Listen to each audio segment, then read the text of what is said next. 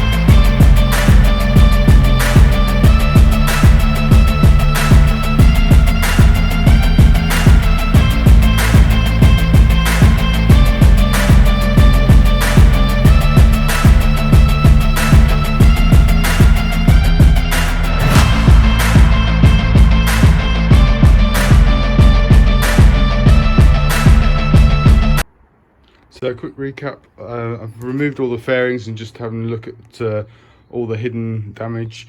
Unfortunately, this piece is broken off the airbox, so I need to get that replaced. So like I said at the start of the video, there's always something that you can't foresee.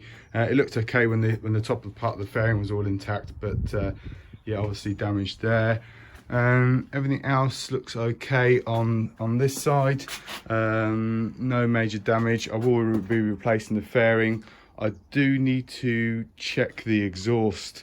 When I started up to check it was running, unfortunately it looked like there was a bit of blown from underneath the seat, so yeah, not ideal.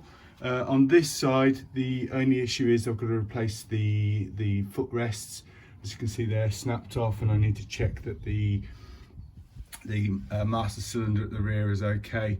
But other than that, no major issues, no damage. Even the brackets all seem okay. Lucky I've actually found this little piece in with all the debris, so that was quite lucky. Not that it cost much to replace, but more of a faff to get hold of it. So yeah, that's all of it stripped down. I've ordered the parts, so hopefully see you on the next video. Thanks.